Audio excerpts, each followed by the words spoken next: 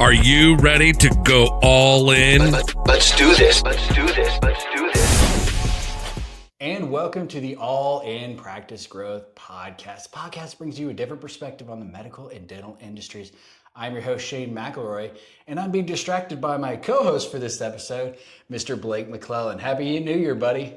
Happy New Year. Good job. Good intro. Yeah, well, you distracting me and everything, it's really easy to get into the podcast episode. You're a video pro. He does the clap and the lights. I do. So we do it all good. here You're at so All good. In. Yeah. Well, Happy New Year, buddy. Happy New Year. How was your Christmas? Long. Long? Lots of cooking. How about you? Well, did you get anything cool for Christmas? Got a ladder. You got a ladder? That's something. Ladder. Yeah. Yeah, I think that's about it. Some Hey Dudes. Hey Dudes are the new, dad swag. Got me a whole bunch of Hey Dudes. Hey It's like I call it the white collar croc.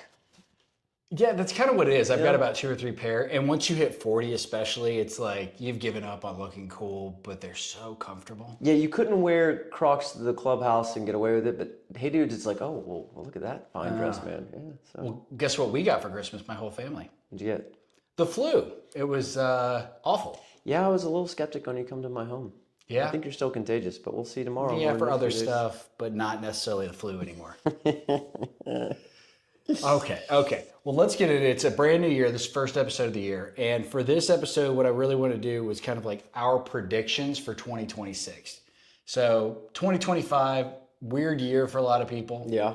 How was your 2025 or your perspective on 2025? 2025 was tough. I think we're seeing a lot of the economic impact in 25 with some of the things that were done in 23 and 24. The economic numbers are high and it's not great, but things were starting to come down in 25. We saw oil come down a lot, so that made things better, but I think consumer spending's down. And I think we're seeing that everywhere. And at the same time, you're seeing a massive tech boom with AI, which essentially makes you just more efficient. And so I think people are able to optimize their time better. So it's kind of, I think, offsetting some of the overhead of life in a sense. You're able to do more, be more efficient or whatever it may be. But it wasn't great. But that's because I think a lot of the things that are happening are for a prosperous 26, if that makes sense. Yeah, we'll get into that a little bit. I think for a lot of people, over the last probably 2 years, you saw elective procedures really die down. Yeah. Right? Maybe half the rate. Google made a bunch of shifts on their algorithms. So like what used to work doesn't really work anymore. And that through a lot of people off, a lot of marketing companies off and things like that. Well, it's a problem. So, one of the biggest things in tech is a DDoS attack, where you have multiple devices trying to log into your platform or something like that, and it crashes it, right? It just overloads it. It's like a huge uptick in demand, and it crashes the server and stuff like that. And so AI can do things at such a much larger scale now. I mean, what computer you bought 2 years ago is completely irrelevant today. All the hardware is expired. And so why that's relevant is the social media platforms are getting hammered with people who have built what's called an AI agent, which will make content for them and pump it out in volume. So they'll pull a news article and make like a fake AI person look like it's a real video and also, and these people can do like 300 posts in a day. Well, it's like when you're on YouTube and you see all these things about ancient history or this or that, and you're hearing that computer voice, you can barely tell, but you can tell. But they have like 5 videos a day coming out that are 15 to 30 minutes long. I would say TikTok's probably 50 to 60% AI generated content at this point. Well, and the telltale sign is now when you see this post and it's some like pop culture thing, but then you look at the caption, it's completely unrelated to what that is. And that's either the AI screwing up or them just trying to hack us. It's people are starting to catch on to it. Yeah, AI is doing the work. All humans on Earth on social media, let's say, AI is now, I think, doing just as much or more of what real user generated content is.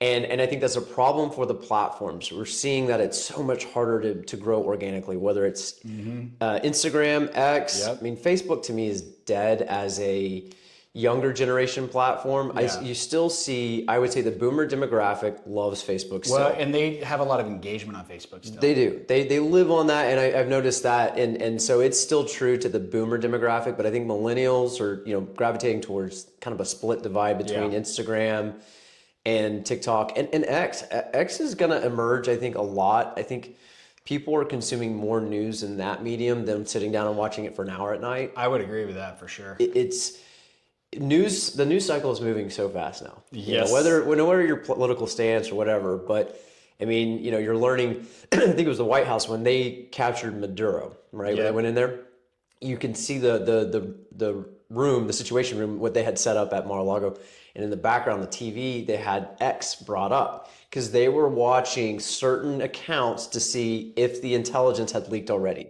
if it had hit, and so to show that it's become a news source for the commander in chief, if you will, like the White House is monitoring that to see if what their missions, as soon as it's leaked, it's going to go there. And so more and more people are spending more time on that platform. You're seeing it's becoming one of the number one apps in a lot of countries. It is a news channel. And so I think for dental, it's tough. Yeah. But for consumers, it's something to be aware of. So I think it's funny because I do think that the majority of people probably over the age of 35, 40 are getting their news on X, right? Yeah. And then below that, they're actually getting it in clips on TikTok, which some of that's completely AI generated. Yeah. Some of that's completely fake. And that's where I get most of my news, everybody. Yeah. I mean, AI generated commercials I'm seeing on TV now, on streaming apps. Yeah. It's a lot easier to do streaming, in-app streaming ads now.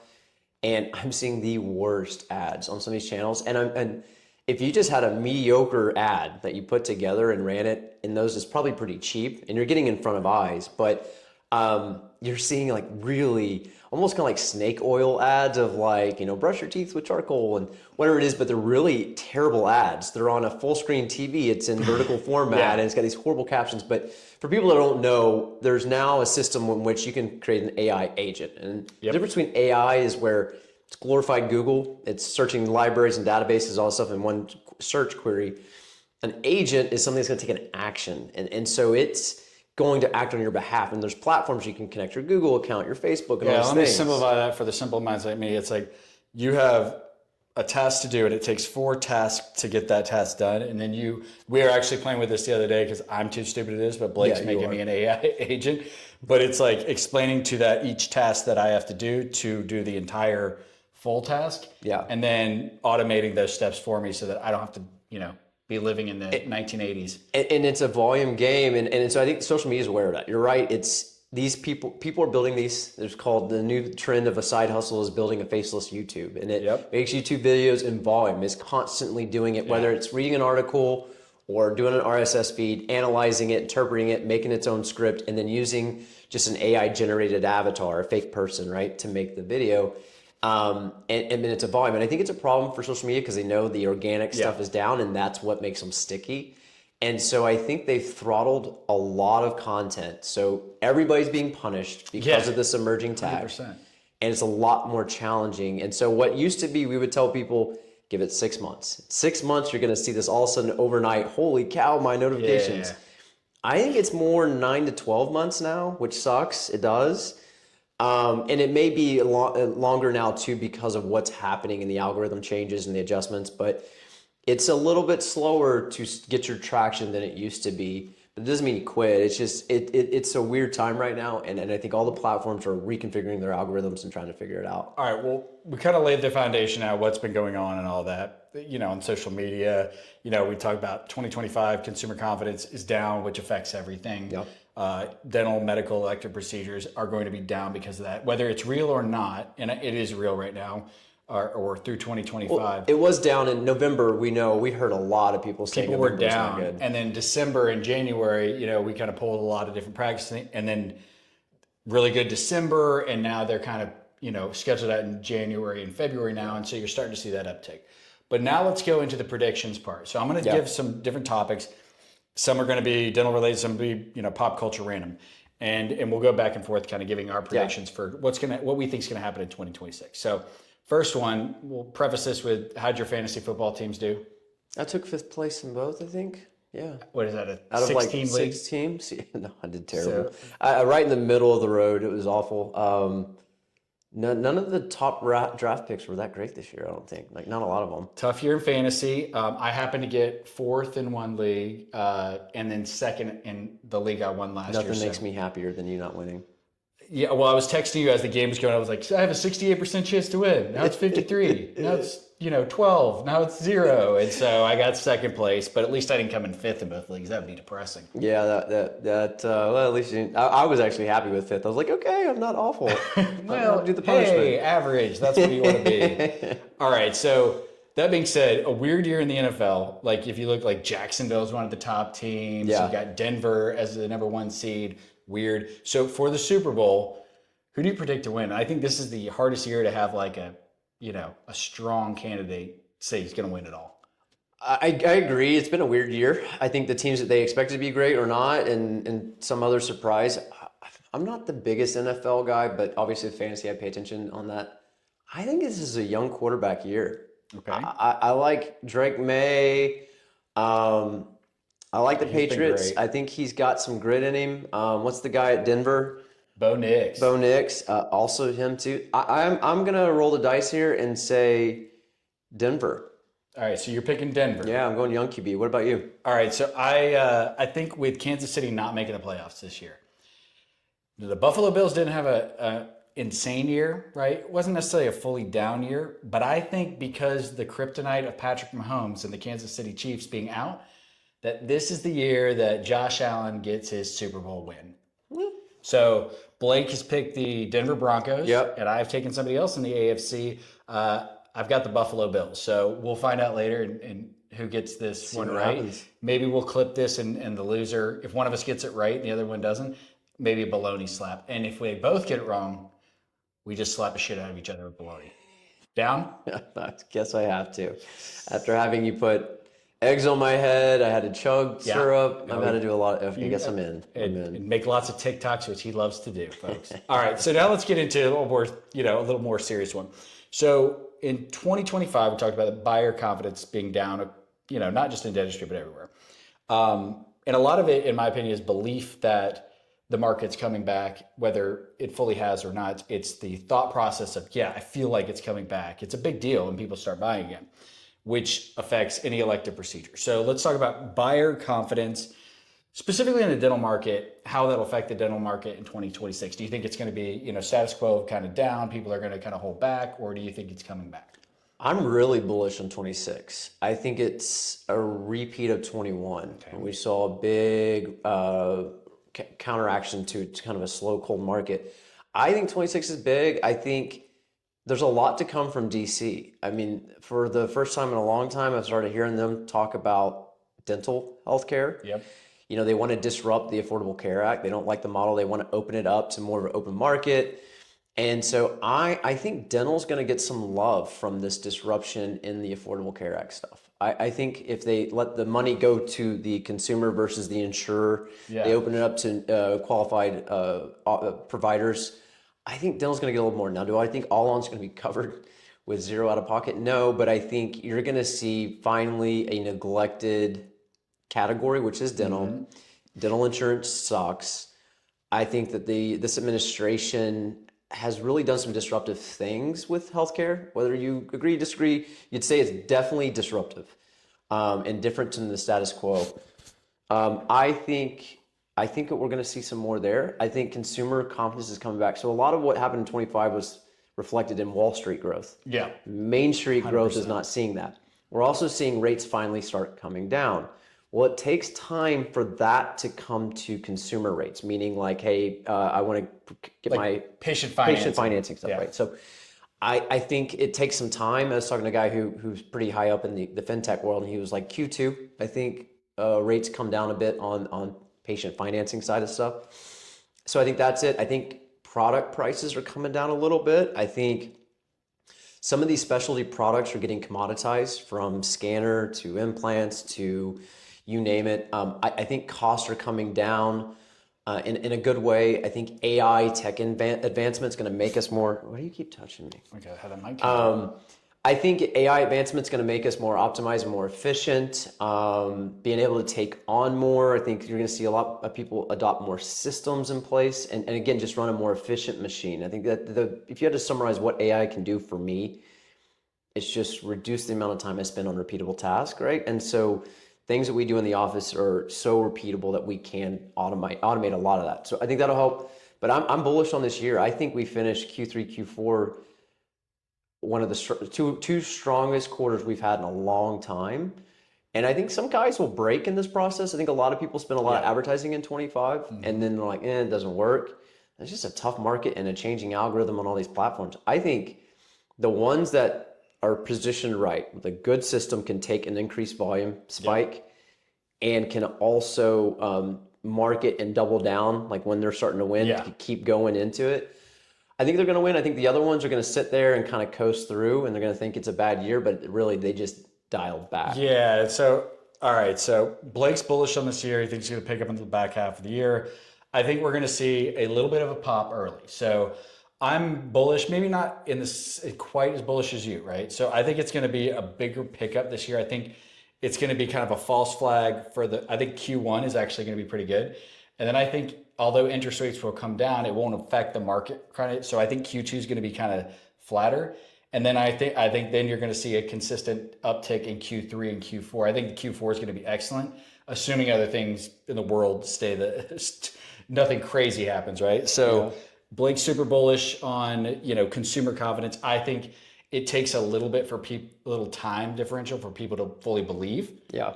So I think it's, you said back half of the year. I kind of agree with that. Back half of the year, I'm very bullish on. First half of the year, I am initially, and I think there's going to be a stagnation and then come back fully. So, hey, beginning of 2026, back consumer confidence, our prediction is good for the end of the year especially, but uptick at the beginning too. And an air of caution. You're always good to call this out. In political years, advertising gets expensive. It does. This will be one of the most expensive non-presidential election years we've ever seen. I think forecast for just the Senate race in Georgia is $1 billion, right? So where does that go? In Georgia, $1 billion. So what is Blake saying by this of they're spending money on the same platforms you are fighting for attention? 100%. So what the view might cost you before, even if it's in a different category, we're all fighting for attention. It's going to cost you more. Right. You're competing with everybody from Mercedes-Benz to a Senate candidate. And so there's only so much viewership, right? And so then it gets higher. So getting a lot of these platforms in advertising are using AI to learn your audience, who's relevant to your base and all that. So if you start running now, you'll be really dialed in when that hits, that you won't be in the learning phase at the most competitive time in advertising. So just be aware, Q3, Q4, going to be absolutely until after the election, right? No, election day that goes cold and they all stop running ads, but it is going to be more expensive in that time period to advertise. And the best thing you can do is already have your recipe kind of dialed in on your audience and everything before you go into that. So that's going to be a key factor too. Awesome. All right. So hit buyer consumer confidence. Both of us are pretty bullish on it. All right. Let's talk about touch on quicker what we talked about before. We covered a little bit for social media marketing and AI content. And so much, we already know that content is being easier to make with AI, but my question is, AI content on social media platforms, do you think anything will change with that? What's your prediction on that? It'll be labeled. I think every piece that's AI generated, these platforms are using AI and they'll do an analysis and they'll flag it as this is AI generated because it's giving misinformation. TikTok does that already. Well, think about it like this. All right, there's been a lot of legislation passed in different states about this, but let's say there's a video that comes out of the president or whomever, someone important, and it says there's a nuclear bomb in the air. What kind of chaos would happen in society if something like that went out, right? Yeah, that'd be a big deal. And so I think it's a national security. It's a real major concern. It's not just, hey, they told me to brush my teeth with bananas and they're going to whiten. Sure, that's not good, but medical advice, all these things are happening, legal advice, and it's not good. It's bad information. Sometimes there's good AI generated stuff out there, but TikTok is so much of that too. But I think what's going to happen is a filtration process that'll identify it and mark it, and that'll help real content. Your AI definitely can't do dental content yet. It just can't. We've tried so many times with animations and everything. It doesn't understand dental fully very well. you can use it for things like B-roll or music or funny stuff. Right, that's great. I've made some where I said, imagine Tim Burton did a movie that was about a dentist, and it was like all creepy and stuff. So you can have fun with that, but I think what's going to come back is now all these people who made this AI-generated agent to make these content machines, they're going to go away, and it's going to come back to user-generated this year for sure. So stay on it, stay on the mission, keep making organic content. Don't give in, especially in dental. It sucks. Yeah. Well, and my prediction's not dissimilar, but it's a little bit different. So I'm already seeing where like Facebook is starting to flag that stuff, not necessarily put it on the post, but punish that kind of content, right? And I think that's what's going to happen is that they're really going to start policing that in a sense with their own AI to detect it and punish those, right? So that's one aspect of the actual content itself. But I also think the AI agents that are putting it to platforms which marketing agents use, we use scheduling platforms, I think that game is going to get real weird because it is much better to, like, so for instance, if you're a content creator or you're just doing it individually, you're going to get rewarded for actually directly uploading that from your phone to the platform itself. If you're using a scheduling agent, and I haven't seen it fully, but I know it's coming, is that they're going to make it more difficult for you to schedule, which is annoying. It creates more work. And they're also going to be looking for where they can detect real content, less curated content, less like professional style video, and more like real content will be rewarded on there. That's my prediction. I think they want a creator environment. They don't want algos, feeding other algos. It just because then it just removes all the humans. What's the point in the first place? It's the dead internet theory. It's the dead AI theory where AI is just making it for AI. Right. At this certain point, a lot of us are. AI is doing our email responses, AI is doing our thinking, AI is doing our content, and then it's just machines and machines communicating. So I think you're right. I think that a lot of that will happen. Now, my question to you is, who's the winner? What's the number one social media platform this year?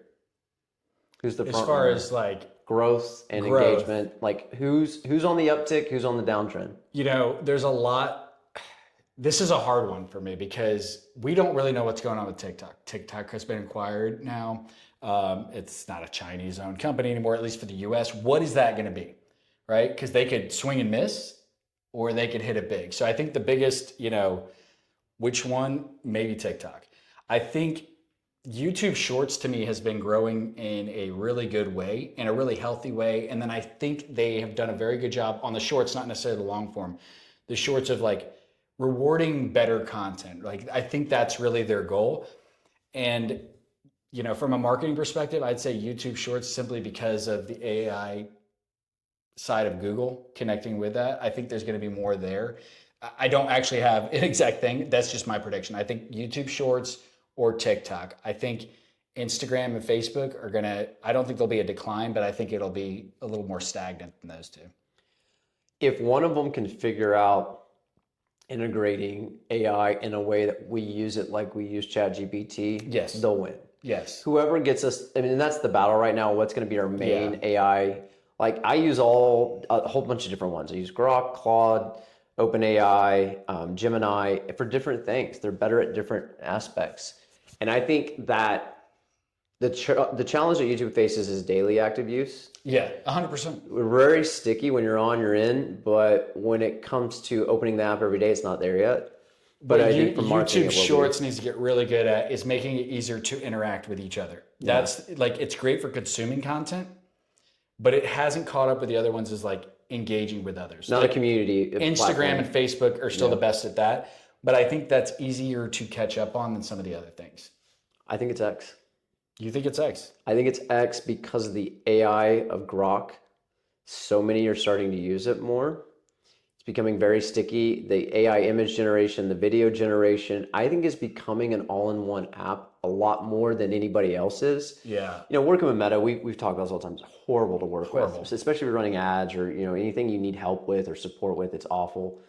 With Grok, man, sometimes you can just say, hey, at Elon Musk, I have a problem. And also you might get a response. Yeah, and so it's very democratized, if you will, in that manner. But I think that they have the biggest opportunity, whether they do it or not, but their numbers are strong. Yeah. And I think they realize that it can't just be text form content. It needs to be. So now if you're watching a video and you scroll up, it's like a vertical video feed.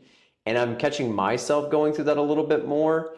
And the algo is pretty good on what it's showing you, I think, in a lot of ways. But yeah, I think I'm bullish on X finally becoming a visual platform. Yeah. If they can do that, that's what they've been missing more than anything. So, And to the dental world, I've always said, don't do Twitter. It's not worth your time. Don't do it. Don't do it. Don't do it. Always in my lectures. I'm actually going to contradict myself here and say you probably should start dipping your toe in X a little bit. All right. So our predictions in 2026 are a little bit different. Blake thinks that X is really going to step up its game to be more of a all-in-one kind of social media platform. I think there's a big question mark with TikTok. I think it'll do just fine, but will it? If they make some right moves, it could really take over. Yeah. Right. Because I think there's like so many people in the U.S. that were afraid of it because it was a Chinese-owned company that it's possible that all those people start jumping on because they're no longer fearing it's somebody else watching you at the U.S.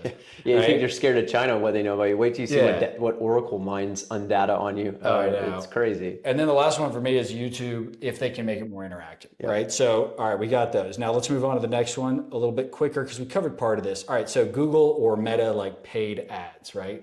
What's your prediction that happens with that? I think Meta has had a really bad period and they're getting better now with their AI integration. Google Ads, somewhat, I think it's more of a shotgun effect than a rifle approach. And what I mean by that is everything, omni-channel. I think you should be running in-app streaming. I think you should be running Meta. I think you should be running Google.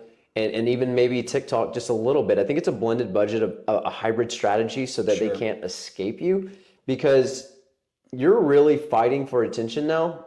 It is, especially just in the news cycle, it's overwhelming. I mean, it is. What happens in a week now used to be a year, 5 years ago, 6 years ago. It seems like anyway, just because their access to information. But I think you have to be a more of a shotgun effect and not gamble on one and do multiples so that like they can't escape you in a sense. Yeah. I don't think Meta is going to be as strong on a horse until maybe later in the year, but I think they're working on a lot of stuff. They've made some acquisitions. They're quietly in the background working on a lot of AI solutions, and I'm bullish on how they use that and apply it to it. Dental's always had a lot of confines on how we target an audience. There's a lot of things you can't put in to target them because it's medical. But I think that will evolve a little bit, and I would tell everybody. So your prediction is like you kind of need to be shotgun approach everywhere. Yeah. All right. So my prediction is like, listen, it's been a rough year for brick and mortar practices, or really 18 months, 24 months. We were doing great in our marketing. We were just pumping Google or pumping Meta, and really primarily Google, right? High intent based search, and everything changed. They pulled the rug out from everybody, and so you saw all these different marketing companies that just right. So I think you still need to do Google, right? I think it's very important because it's higher intent now. I think those who aren't using, kind of what you've designed there is we're using AI to analyze 24/7 instead of just check every week or every month and then shift. So I think it's an omni-channel approach from the platform perspective, identifying which ones in real time, and it could change over a week or even a day or a month or a year, and having that flexibility to shift your dollars to where it matters. But I think the biggest thing for me from a paid ad perspective is, listen, you're pretty smart with AI and we've got this ability to do that live ROI, but everybody's going to have that eventually. And so the ability I've been doing this for 20 years, it doesn't matter anymore, right? So it's going to level the playing field as far as ad setup, targeting and things like that. I think that becomes a more level playing field. And I think that where the big differentiator is now going specifically the content. Do you have a good message? Is it simple? Is it, is there an action item? And is it not bullshit? You're right. The quality of content is going to be a big factor, and it just saves you money. If you make the short-term investment of getting good quality content, you won't lose in the long-term investment on the ad spend. It's going to be easier for people to run ads over this year, at least with Meta. It's going to be a lot easier where you're like, I don't know if I want to sub it out to an agency. They still have to fix the interface. That will lose most people. God, I hate their interface. It's easy to click boost a post and run a mediocre ad. But it's not really an ad. That's more to get followers and stuff. It's awareness. It's not going to actually give you ROI, And so I think a lot of people feel like it's easy, and it is. But Meta's goal is to monetize and make money and a profit. And so they're not necessarily banking on you winning fully. They want you to get a taste, and just kind of like a drug, right? I give you a little bit. Boosting's fine if you're like a new movie and you're trying to get attention out or something. Awareness, But if you're a dental or medical practice and you were like, you need it more targeted. Yes, and that cuts your cost per lead and acquisition costs by 50% or more. Yeah, 100%. But what we do is we do a language model outside of Meta. Yeah. That's pulling our campaigns and learning from all the campaigns we run for all clients and monitoring what's being effective and adapts and adjusts and spend and everything else. And I mean, it takes in so many factors, but it's 24/7 monitoring. And so you remove that human who, you check in and you check out. This is running 24/7 as it's evolving. Now Meta's doing that too, but I don't trust it fully. Again, your goal is to make profit off me. Correct. That's like asking for gambling tips at the casino. It's crazy. Yeah. From the pit boss, right? So, I mean, at the end of the day, they're supposed to make me the sucker. So I think having third-party access to things like that will be helpful in an environment that's neutral and just wants to see you win. But you're going to see more people running Meta ads and not well. It's just which could lead to costs going up a little bit. Yeah, I think there's going to be a lot of crappy content at first, but the ones who hit the content right, incorporate the AI side to really target that and get that simple, clean message and action item for them. It's going to work well. Absolutely. And authenticity too. Don't make it, be honest. I think honesty is on the rise too. People value that so much more now. We're overwhelmed with AI content, and it's so, you can notice it now, you can tell that I think people, when they see real content, they're stopping. And just seeing that it's a real human is going to get them to stop on your content. Thanks for listening to the All In Podcast. See you next time.